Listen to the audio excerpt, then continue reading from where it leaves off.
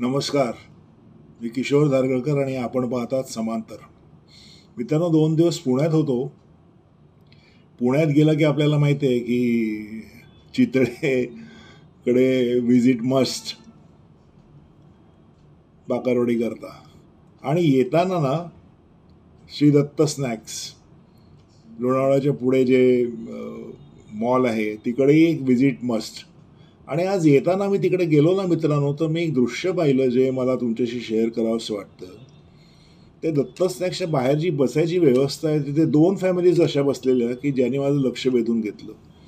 एक बोहरा मुस्लिम फॅमिली होती आणि मी त्यांच्या टेबलावर पाहिलं मिसळ, बटाटा भजी, साबुदाणा वडा असे सगळे पदार्थ ते बोहरी मुस्लिम जी फॅमिली आहे त्याचा स्वाद घेत होते. आणि त्यांच्या बाजूलाच एक सरदारजी फॅमिली, त्यांच्या टेबलावरती तेच पन्न, त्याच्यानंतर साबुदाणा वडा, वडापाव.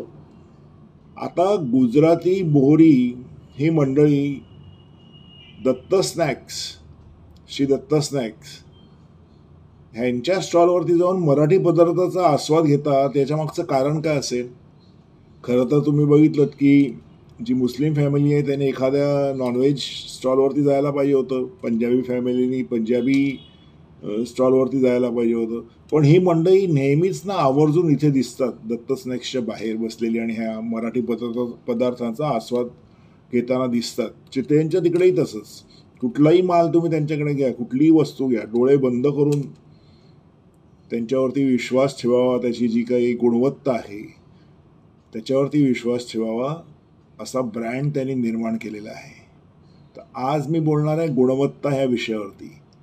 गुणवत्ता आहे ना मित्रांनो, ही जर तुमच्यामध्ये असेल तर तुम्ही मराठी असाल, गुजराती असाल, मुस्लिम असाल, बोहरी असाल, कुठल्याही जातीचे असाल, कुठल्याही धर्माचे असाल, कुठल्याही पंथाचे असाल, पण तुमच्याकडे गुणवत्ता जर असेल ना तर लोक तुम्हाला असे उचलतात. आता ही 2 उदाहरणं मी तुम्हाला सांगितलं. माझं स्वतःचं उदाहरण मी तुम्हाला सांगतो. मी फिल्म आणि टेलिव्हिजन इंडस्ट्रीमध्ये जी पब्लिसिटी असते, पब्लिसिस्ट म्हणून काम केलं. स्वतःची कंपनी होती माझी. मी 25 वर्ष तब्बल काम केलं. आणि माझं आडनाव तसं काय नॉर्मल जोशी, कुलकर्णी किंवा जे नॉर्मल मराठी नाव असतात ना, जी अमराठी लोकांना माहिती असतात अशापैकी नव्हे. धारगळकर तसं उच्चारायलाही कठीण, लोक भलताच उच्चार करायचे त्याचा. मलाही हसायला यायचं. त्याच्याविषयी बोलेन कधीतरी. पण माझे जे क्लायंट होते ना मित्रांनो, ते 99% नॉन महाराष्ट्र होते. पण जे काम मी करायचो त्याच्यामध्ये मी इतका म्हणजे माझं स्वतःचं जे मी 100% त्याच्यात द्यायचो. आणि त्याच्यामुळे मला ह्या सगळ्या लोकांनी, म्हणजे त्याच्यात मोठी मोठी नावं आहेत त्याविषयी सुद्धा मी परत कधीतरी बोलेन. गुणवत्तेविषयी अजून एक एपिसोड किंवा अजून एक व्हिडिओ मी करेनच. पण या मंडळींनी कधीच मला असं म्हटलं नाही की अरे तो मराठी आहे. नाही, त्यांनी माझं काम पाहिलं, माझ्यातली गुणवत्ता पाहिली. जशी आपण चितळे म्हणा किंवा श्री दत्त स्नॅक्स वगैरे जी मंडई बघतो, नॉन महाराष्ट्रीयन मंडई येतात. तर मला मुद्दा असा सांगायचा आहे की आपण जेव्हा असं म्हणतो ना की मराठी म्हणून माझ्यावरती अन्याय होतो, तर काही ठिकाणी तो होतही असेल, मी नाकारत नाही. पण जर तुमच्यामध्ये गुणवत्ता असेल ना, मला आठवते की जेव्हा मनसे आणि उत्तर भारतीय असा वाद झालेला, तेव्हा एक असाच पंजाबी आमचा एक मित्र मला म्हणाला की क्या तुम लोग भगाना चाहते हैं सब जो नॉन महाराष्ट्र है उनको मुंबई से, क्या है मराठी लोगों का कॉन्ट्रीब्युशन. मी त्याला म्हटलं जरा थांब, शांतपणे ऐक. मी त्याला हे सांगितलं की अरे, जेव्हा देशावरती संकट आलेलं ना नेहरूजींच्या काळामध्ये, तेव्हा हिमालयाकरता आमच्या इथला सह्याद्री धावून गेलेला यशवंतराव चव्हाण यांच्या रूपामध्ये.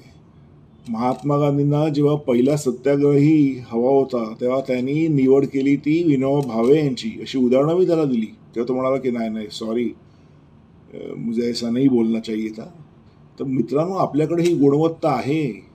किती नावं सांगावीत. माशेलकर आहेत, किर्लोस्कर आहेत, असंख्य नावं आहेत.